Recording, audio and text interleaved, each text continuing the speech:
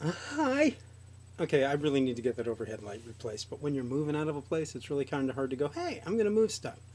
And I'm going to change lights and keep it all nice and neat and tidy. Matter of fact, if I did a camera tour around this place right now, it looks like a hoarder has taken over with pretty much aisleways. So, interesting day. Just to recap, I did my two of my favorite gigs. One gig, really new, and having a blast with it because of my coworker.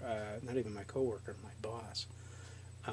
She's just a lot of fun, and I really like her sense and sensibility and thought. And it's rare in this business to work with someone who you just basically respect and trust. And I've worked with her before. Uh, I'm working for the city. I'm working for Art Night and Art Night Pasadena, and I'm helping coordinate the docents. And it's just I know there's going to be something. It seems like that's going to be hectic and crazy and insane, but there's nothing about the night that I haven't had a great time with. I've been a docent in the past, uh, and then a site manager, an assistant site manager, et cetera, and now I'm coordinating docents. And it's just I just like art night, and I like the vibe, and I'm really enjoying the whole position thing, and it's a new step. I think I'm doing everything right. I mean, it's not that complicated a gig, but there's a it could get screwed up. So far, so good. And then the other gig, I'm a standardized patient for a place that I'm not even going to name because we're supposed to be somewhat secretive and you know ninja like. So, but basically, what we do is we help doctors, training doctors or doctors and student doctors, or in some another job I have that's a very similar job from another country, and they're just trying to get certified in the states. And we help them with rapport and empathy and bedside manner, and in some cases medical procedures, not like surgery and stuff, but just your basic encounter health checkup stuff. That cough is a real cough. So I did that today, and I worked with the art night people, and then I sat down and came home. Came home and sat down. I usually come home before I sit, although I sit in my car to get home. And worked on art night stuff. And it's about time to go to bed. I tortured the cat. Not a best day for her. She's even hiding in the closet right now. But it comes and goes. Tomorrow will probably be a different day, and she'll probably be a little more peppy, or not. Uh, she's there's no doubt she's dying. It's interesting. I will become emotionally involved if I think about it too hard. Um, Renal failure, uh, and just 15 years old. And uh, the hardest part is this really nasty vitamin thing. And now I've learned I can sneak up on her, and even given her the chance to get revenge. It's delivered in an eyedropper, and you basically pry open her mouth and put the eyedropper in. It's just it has to taste god awful. I mean, she reacts like it's the worst thing ever. It smells like bad barbecue sauce. So whoever invented this crap thought they were doing something tasty for cats or animals or whatever it's used for. But to ease her aggression, I've allowed her to. She it really grips onto that eyedropper with her teeth and just really freaking. So she's attacking that, and that kind of you get out a little bit of frustration for her. So that's kind of nice, but the pills have become a little simpler to do. I'm just amazed that I'm still doing 50 cc's of subcutaneous injection.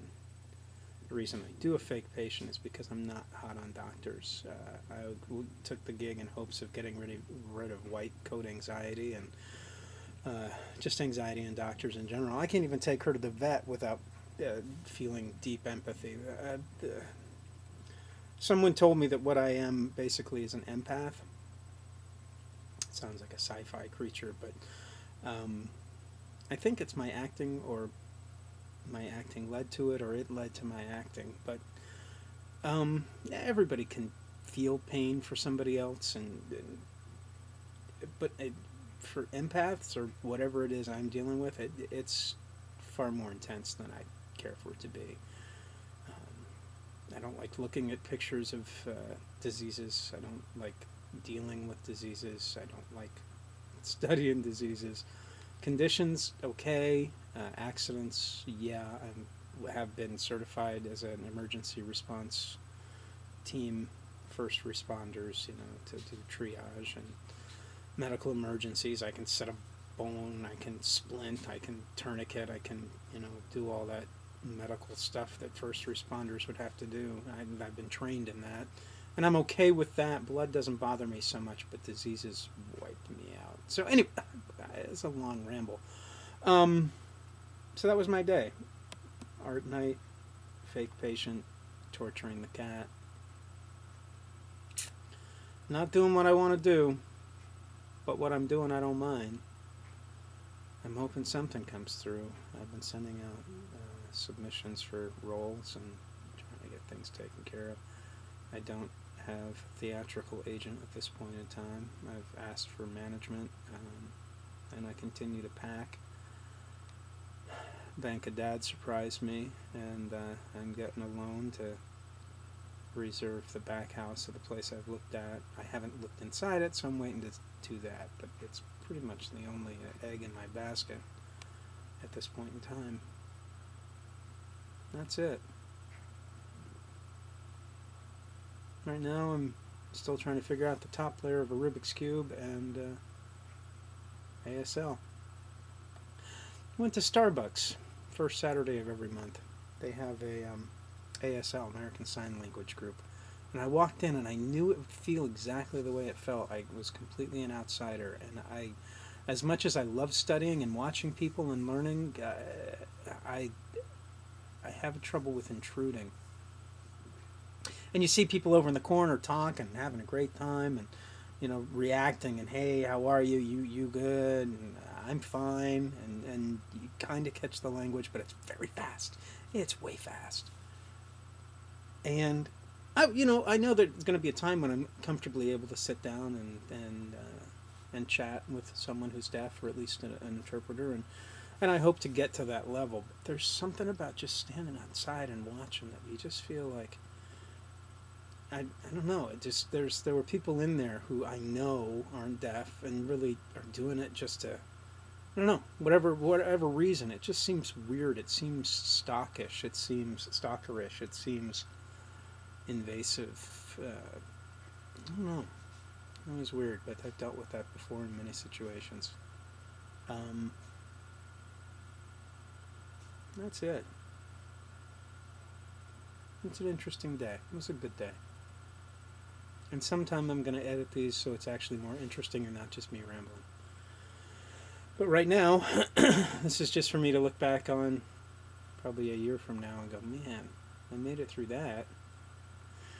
And maybe the cat will still be with me, maybe not. Maybe I'll have a new cat. Right now, I just want to, I'd like to get through this and settle into a comfortable life of some kind. It seems very much up in the air right now. And that's the way it is. I need a good night phrase. And I watch so many YouTubers, and there's no way this is ever going to be something that people will watch. But there's a couple of show ideas I'm working on. But there's some great shows I watch, and they've got the catchphrases and they've got the editing. I did a shot at a travel show on the Spike. You can find that YouTube channel on the Spike, and had a blast doing it. But this is just for me. So if you're watching it and wondering what the hell this guy is talking about, this is just for me. Just trying to remember what happened a year from now, or 2 years from now, or 5 years from now, and just kind of hoping at some point in time it picks up a little bit, as opposed to this feeling of a downward, bizarre Dante's circle of hell, just Mobius strip, and I'm gonna get through it. And God bless it. Family's doing great. I'm getting through it. Could use a job, but that's the way it is. And have a great night.